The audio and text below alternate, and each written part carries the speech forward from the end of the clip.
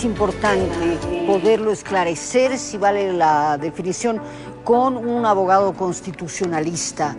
¿Por qué? Porque uno dice, es la primera vez que altos mandos militares, altos mandos uniformados apelan a la figura de un proceso interno. Ha sucedido en la policía, también en las Fuerzas Armadas.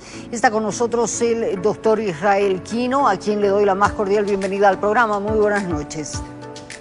Estimada María René, buenas noches, agradecido por la comunicación.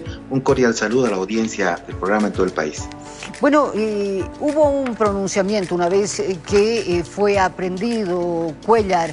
Las Fuerzas Armadas mostraron su extrañeza y en parte del texto se decía que ellos simplemente estaban obedeciendo órdenes, cosa que vendría a ser cierta o no, doctor. En absoluto, María René, yo advierto una incongruencia técnica en ese pronunciamiento de las Fuerzas Armadas porque están desconociendo el mandato de la Constitución de cuando menos 3 artículos claves. El 110.3 de la Constitución dice claramente que quienes atenten, vulneren la seguridad personal, son directos responsables de la comisión de este tipo de ilícitos y no pueden arguir, ¿no?, el cumplimiento de órdenes superiores. El 120 de la Constitución de igual forma establece los criterios de la jurisdicción del juez natural de cómo se debe ser juzgado. El 180 de la Constitución, que solamente se regulan la justicia militar para delitos militares y los delitos que está investigando el Ministerio Público. Respecto a la comisión presunta de delitos de asesinato, ¿no?, son de carácter ordinario y la jurisdicción militar no tiene competencia en esta materia. Por ello corresponde el procesamiento en la vía ordinaria de este general, ¿no?, miembro de las Fuerzas Armadas, por supuesto, en un proceso justo, respetándose las reglas del debido proceso para que en un criterio objetivo corresponda o no, a partir de la imputación ahora y tras las medidas sustitutivas, fundar una acusación formal, criterio que debe ser el Ministerio Público, para someterlo a un juicio oral y en el caso que corresponda, condenarlo si es que así lo dispone un tribunal. La defensa de Cuéllar apela a que no existe seguridad jurídica, argumentos no faltan. Es probable que los asesores legales, quienes asumen hoy la defensa del mencionado general, puedan acudir a una serie de criterios doctrinales en materia sustantiva penal, adjetiva penal, pero la norma es clara. Aquí hay un criterio constitucional y, María René, también hay una norma principio que es parte de la formación doctrinal en las Fuerzas Armadas. Yo en particular, yo he sido profesor, docente en posgrado, tanto en la Universidad Policial como en la Universidad Nacional de las Fuerzas Armadas, docente en la Escuela Militar de Inteligencia del Ejército. Y yo les comparto un principio a mis estudiantes en el tiempo que he compartido con ellos, en el curso avanzado de Inteligencia del Ejército. Yo les he dicho, orden mal dada no se cumple. Y este no es solamente el único precedente que ocurre en el caso de Cochabamba. Ya los generales del año 2003 de ese alto mando, cuando el expresidente Sánchez de Lozada, ¿no?, fue quien dispuso, ¿no?, la conocida masacre de la Guerra del Gas, también por esos hechos han sido juzgados en la vía ordinaria y condenados por delitos ordinarios los comandantes del año 2003. Entonces ya existe un precedente y este es un nuevo precedente. Orden mal dada, María René, no se cumple.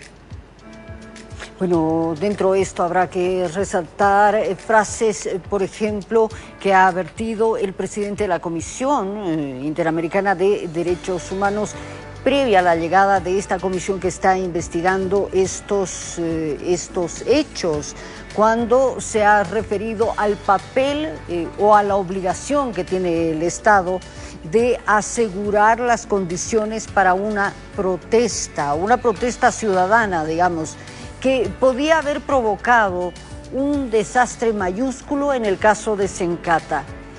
Teniendo ese parámetro, doctor, ¿qué deberían hacer entonces las Fuerzas Armadas o las fuerzas policiales convocadas a preservar, por ejemplo, un distribuidor como el de Sencata?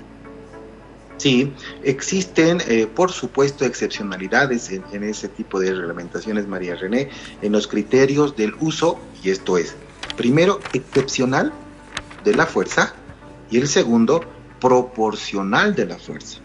No a título de un resguardo, algún tipo de medida de acción, cumplimiento de un plan de operaciones, porque cualquier movimiento de un efectivo militar o un efectivo policial obedece a un plan de operaciones. Y el plan de operaciones está comandado por una autoridad.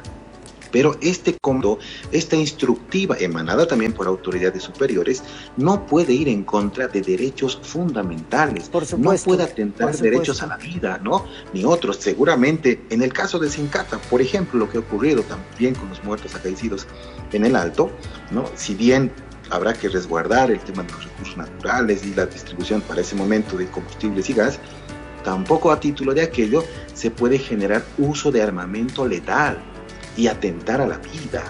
Están haciendo un ejercicio de la protesta, por supuesto, pero hay que ponderar siempre el resguardo de la vida como el bien jurídico tutelado por naturaleza en el Estado. Es el mayor bien jurídico tutelado por el Estado y ninguna orden militar o policial puede atentar un derecho fundamental como el derecho a la vida. Y este es el desafío del Ministerio Público para indagar a partir de los elementos indiciarios, a partir de pericias, ¿no? El nivel y grado de responsabilidad penal. Autores, cómplices, partícipes, copartícipes. Ya lo determinará el Ministerio Público cómo ocurrió, pero ninguna orden, ni siquiera un decreto supremo, mucho menos una ley puede otorgar inmunidad a cualquier ciudadana o ciudadano boliviano. La Constitución no reconoce ningún tipo de fuero. Por ello el decreto supremo al que quieren acogerse, por supuesto que no tiene ningún tipo de asidero en materia sustantiva penal de otorgar un fuero o un juicio de privilegio a ningún ciudadano, mucho menos un efectivo militar. Por supuesto. Ahí está el criterio del doctor Israel Quino. Un tema sensible, pero es bueno interpretar lo que establece la Constitución. Muchísimas gracias, doctor. Muy buenas noches. Agradecido por la comunicación, estimada María René. Buenas noches, bendiciones. Muchas gracias.